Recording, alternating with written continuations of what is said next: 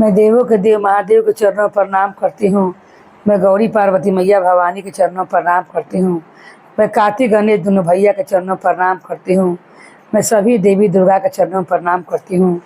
जितने गुरु भाई बहन लोग उनको मैं प्रणाम करती हूँ और महादेव से ही दया मांगती हूँ कि हे महादेव आप सब पर दया कीजिए, आप पल पल दया कीजिए। हे महादेव गुरु भाई बहन लोग, आज आप लोग को मैं चैत मास की माता रानी की कथा सुनाने वाली हूँ। कैसे माता रानी एक नवरात्रि भूखी हुई छोटी सी लड़की को कैसे माता रानी उन्हें आकर जल पिलाती हैं और कैसे माता उनकी भक्ति से प्रसन्न होती हैं। वो छोटी सी भक्ति के बच्ची को मन में क्या श्रद्धा रहता है और कैसे माता रानी उनकी श्रद्धा को पूरा करती हैं, इसी के बारे में कथा है गुरु भाई बहन लोग। एक गांव में एक निर्मला नाम की 10 साल की लड़की रहती थी। निर्मला की माँ तो नहीं था, उनका पिता थे और उनकी दादी थी। वो गांव में अपनी सहेली के घर जाए तो देखे कि सबकी माँ नवरात्र में पूजा कर रही है और कलशा रख ले है।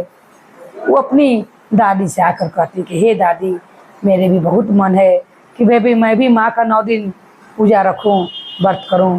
दादी ने कहा कि हे बेटी, ये देखो कि अपने घर में कुछ ही पूजा की सामग्री नहीं है, न पूजा की सामग्री है, जुटाने वाली तुम्हारी माँ तो रही नहीं, और न कोई कपड़ा नया है जिसे तुम पहन कर 9 दिन तक माँ का व्रत भूख सको। क्योंकि गुरु भाई बहनों जानते हैं कि पूजा पाठ करने के लिए जो 1 से लेकर 9वीं तक भुगता है उसे अच्छा वस्त्र चाहिए, जो वस्त्र अच्छा रहे। इसीलिए उनकी दादी समझाते हुए कहती है कि छोड़ दो, ये व्रत ना करो। वो बहुत दुखी होती है। निर्मला कहती है कि नहीं दादी, मैं तो ये व्रत करबे करूँगी, चाहे घर में कोई सामग्री रहे चाहे ना रहे, मैं माँ का पूजा 9 दिन करबे करूँगी। और ये सोचकर उसके घर में एक छोटा सा मंदिर रहता है, उसी में माता रानी की छोटी सी मूर्ति रहती है। उसी में वो पूजा करने लगती है। 1 दिन से भूखती है। जब 1 दिन भूखती है, दादी उसकी शर्त रखती है कि देखो पोती, तुम मेरी बेटी समान हो, मैंने कभी तुम्हें पोती ना बेटी ये कहा है, कि तुम्हारी माँ का रसात रहा नहीं। मेरा शर्त है कि तुम 9 दिन तक भूखी ना रहना, क्योंकि तुम अभी छोटी बच्ची हो। तुम कम से कम दूध फल कम से कम खा लिया करना, मैं तुम्हारे लिए दूध की व्यवस्था कर दूंगी। तो वो कहती है कि ठीक है दादी, आप जैसा कहती हैं मैं ऐसा करूंगी। मगर वो मन में ठान लेती है कि मैं 9 दिन तक ऐसी माता का व्रत भूखूंगी, क्योंकि उसकी सहेली ने कहा था, अपनी सहेली की बात सुनी थी कि मेरी माँ तो 9 दिन तक जल पानी नहीं पीती है और माता रानी की पूजा कर कर ऐसे निखंडे रहती है। ये बात वो निर्मला को ध्यान आ जाता है और सोचती है कि दादी को मैं अभी पूजा के लिए मना लेती हूँ, उसके बाद मैं अपना आगे देखूंगी। और दादी तो शर्त रखी देती है कि दूध और फल खाना, तब व्रत भूखना। 1 दिन से वो रोज़ माता रानी की पूजा करने लगती है। घर में जो भी रहता उसी से अपना दिया हुआ बारती हूँ। घी उसके पास नहीं था, क्योंकि बहुत घर में गरीबी हालत चल रहा था। पिता के तबीयत हमेशा खराब रहता था, माता है ये नहीं थी। वो कड़वे तेल के माता लगे दिया बारे, और उसके पास पर प्रसादी का व्यवस्था ही नहीं था। फूल पत्ती तोड़ कर लाकर जो घर में रहे उसी का भोग लगा दे, क्योंकि 9 दिन तक जानते हैं गुरु भाई बहन लोग कि जिसके पास रहता है वो 9 दिन तक बदल बदल के माता का भोग लगाता है, मगर उसके पास उतना व्यवस्था नहीं थी। इसीलिए निर्मला जो था उसी से वो भोग लगाती। और वो बड़ी प्रसन्न कि मैं 9 दिन का माँ का पूजा कर रही हूँ। वो छोटी सी बालिका कन्या जो माता के सुने कि कुंवारी कन्या माता का रूप होती हैं, वो स्वयं माता के व्रत रखकर बड़ी प्रसन्न थी। माता रानी उसकी भक्ति से बड़ी प्रसन्न हुई और माता ने सोचा कि किस तरह निष्ठा भाव से मेरे लिए व्रत कर रही है।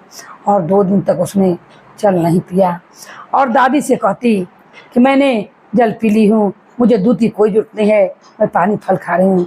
धीरे धीरे उसका शक्ति कम होते गया, क्योंकि उसने अपनी सहेली की बात सुनकर कि मेरी माँ ने खड़े रोती रहती है, कोई भी भूखता है तो जरूर थोड़ा सा 1 टाइम फल मूल खाता है।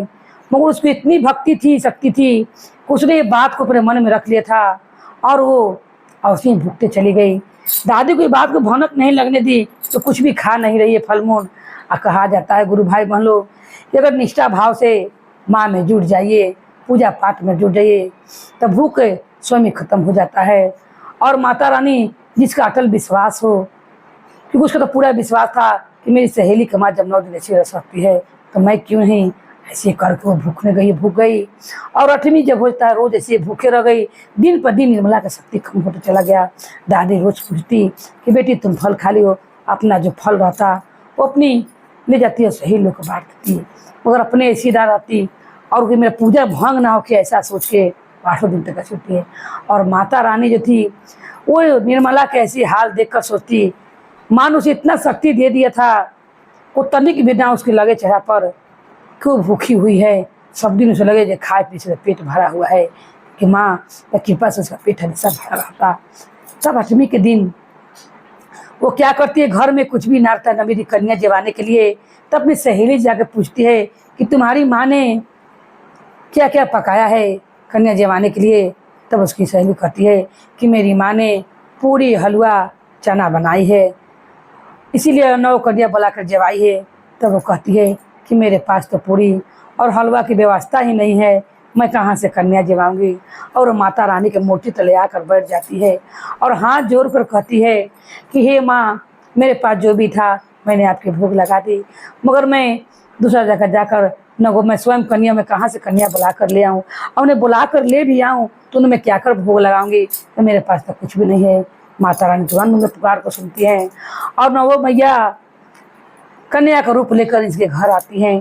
पहले तो माता भैरव भैया के भेजती हैं, उन्हें सब पूजा के सामग्री देकर, हलवा के सामान घी सब देकर, और कहती हैं कि जाकर निर्मला घर दे आना और कहना उनके जो मामा हैं वो भेजे हैं। ऐसा कहकर जब भैरव एक उनके मामा का रूप लेकर आते हैं गुरु भाई बहन लोग, इधर मन माल कर निर्मला बैठा रहती है कि कल मैं क्या बनाऊंगी और कहाँ से कुंवारी कन्या बुलाकर खिलाऊंगी। भैरव आकर कमारी खटखटाने लगते हैं। जब देखती है निर्मला तो मामा को देखो बहुत प्रसन्न होती है और कहती मामा श्री आप यहाँ पर कैसे आए। तब कहते कि तुमसे भेंट करला बहुत दिन हो गया था, इसीलिए मैंने तुम्हारे पास आया हूँ, तो ये सब सामान धरो। तब कहते आपको कैसे मालूम हुआ कि मेरे पास पूजा की सामग्री नहीं है, कुंवारी कन्या खिलाने के लिए भोजन में भी नहीं है कि मेरे बच्चों को, पिताजी का तबीयत खराब ही रहता है। तब भैरव कहते हैं कि जिस देवी माँ को तुम पूजा करती हो उसी देवी माँ ने मुझे सपने में कहा था तुम्हारी भगनी तुम्हें याद कर रही है, इसीलिए मैंने सब पूजा का सामान लेकर तुम्हारे पास चलाया हूँ। और जाओ सब बात छोड़ो, आज जाकर पूरी हलवा चना की सब्जी बनाओ और तुम भोग लगाओ। तब वो कहते हैं कभी 9 वो कन्या खोज के लाना है, भैरव भैया कहाँ से मैं जाऊँ लाने। तब वो कहते मैं उनके भी लेकर आया हूँ, अपने गाँव से मैं सब कुंवारी कन्या को लेकर आया हूँ। और वो मैया को 9 मैया उनके संग आती हैं।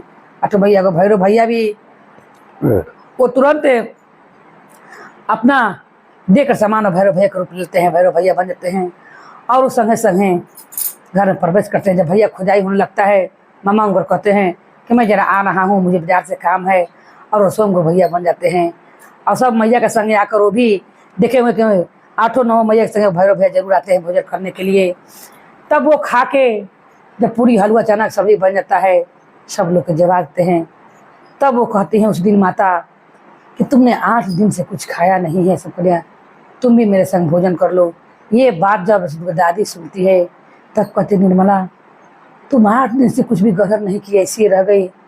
तब वो कहती है कि मुझे तनिक भी भूख नहीं लगा, क्योंकि मेरी सहेली के माँ कुछ भी नहीं खाती है और निखंडे ऐसी रहती है, इसीलिए मैंने भी ऐसी रह लिया कि जो 9 दिन पूजा करता है वो ऐसी माँ को पूजा करता है।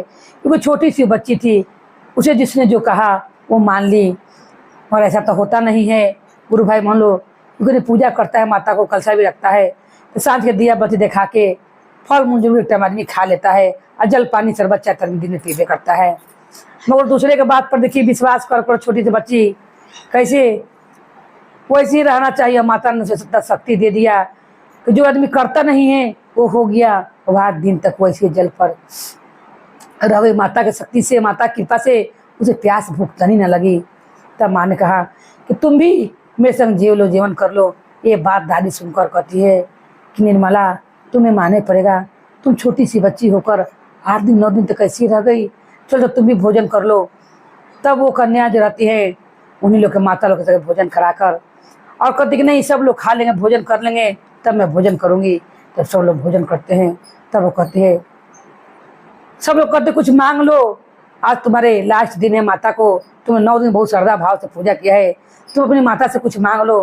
तो छोटी सी मूर्ति के लग जाकर कहती है कि मैं ही मांगती हूँ कि मेरे गांव के लोग बहुत दुखी रहते हैं, गांव में बहुत दुख बीमारी है और मेरे पिताजी को जो दुख है अच्छा हो जाए, मेरे पिताजी स्वस्थ हो जाए।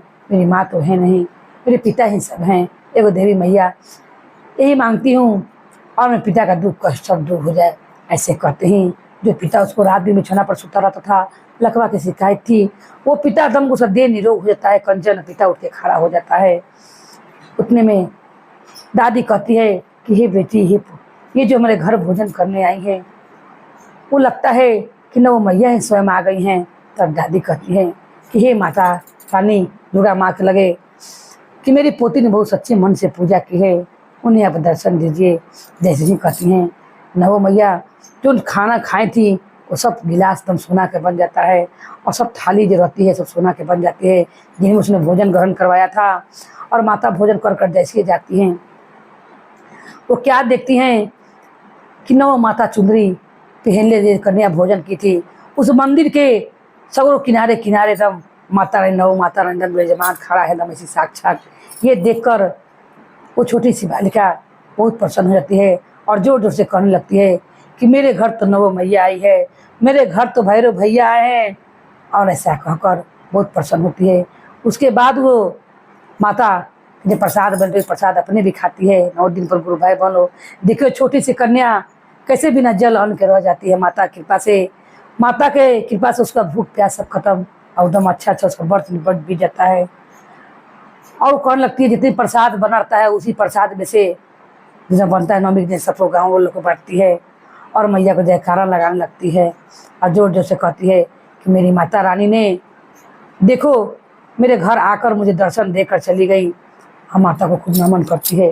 तो ये कहते हैं कि हे गुरु भाई बहन लोग, जो श्रद्धा भाव से नवमी का दिन आया हुआ है तो श्रद्धा भाव से माता रानी के पूजा पाठ करेगा और जो उनकी शक्ति में उनके भाव में जुट जाएगा, माता सब पार लगा देंगी। 9 दिन माता उनके संग रहेंगी और उनको सब पार लगा देंगी, सब दुख को दूर कर देंगी और उनका भूख प्यास सब माता अपने चरण में लगा लेंगी। जो नियम है वो तो बच्ची थी तो उसने अनजाने में ऐसा किया, मगर सब लोग तो जानबे करते हैं कि लोग भोजन सांझ के बेला एक टाइम जिसमें मन करता है वो चावल भी खाते हैं, जिनको मन करता है वो फल मूल भी खाते हैं। मगर सबसे बड़ा विश्वास उस लड़की का विश्वास माता ने टूटने नहीं दिया और उसको जैसा उसने सुना था वैसा माता ने पार लगा दिया। तो बोले माता रानी भवानी की जय, भैरव भैया की जय, हर हर महादेव की जय।